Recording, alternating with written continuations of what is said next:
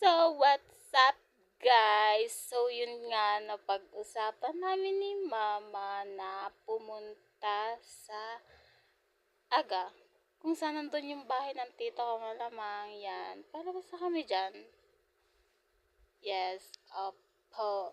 Kasi matagal na kasi kaming hindi nakakapunta doon. Kaya napag-isipan talaga namin na pumunta dahil nga, syempre, para makadalaw din. Yorn. Opo. And yan, nasa tricycle na nga kami. Siyempre, nag-video din ako ng konti dyan kasi nga, alam mo yon malamang part ng mini vlog, kailangan talaga yan. Sorry po sa voice over ko kasi hindi po talaga ako sabay nagtatry pa lang ako. So, yorn, sana supportahan nyo ang above kahit ganyan-ganyan Lawrence. And yan, bago nga kami sumakay ay dumaan kami sa may palengke para bumili ng mauulam na dadalin ko namin sa tita ko papunta sa Aga. At yan, namimili na nga kami dyan. Malamang. Oo, namimili kami dyan. At napag-desisyonan ni mother na bumili ng manok. Oo.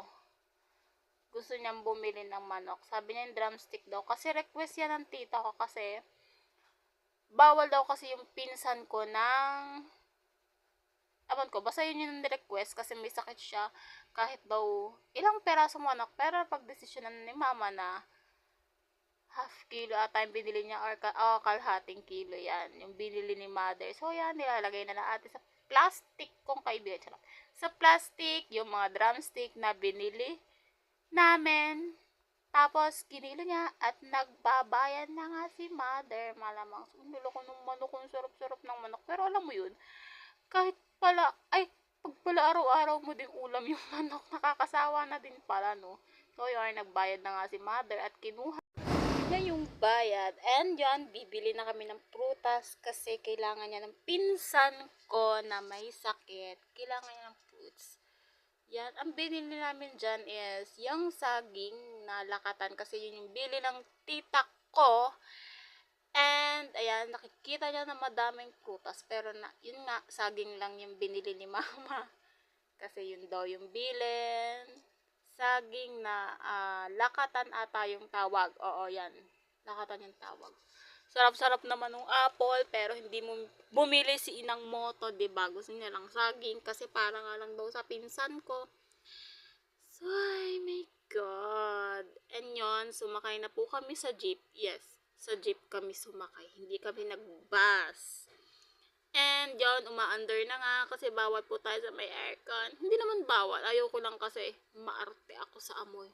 Yes, tapos alam niyo naman sa bus, kulong na kulong yung mga bakla. And after an hour nga pala is nandito na kami sa lugar na Aga City para pumunta nga sa bahay ng tita ko at dalawin po sila. Diyan sa part na yan is nakita ko yung pinsan ko na napaka-pogi. Oo. Yes, hindi ko na sasabihin yung name. Basta yun, tinatanong niya kung doon daw kami nakaregister sa pagboto kasi may mga ayuda daw, ganyan keme.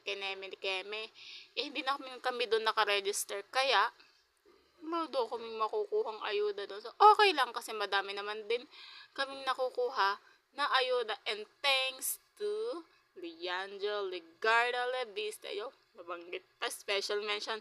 So, yun nga, after ng mahaba-habang lakaran is nandito na po kami sa bahay ng tita ko. Yun, nasa may dulo na yun. Diba? Ang ganda-ganda ng mga puno na yan, mga bakla. Kung makakarating kayo dyan, is super aliwalas at super tahimik. Apakasarap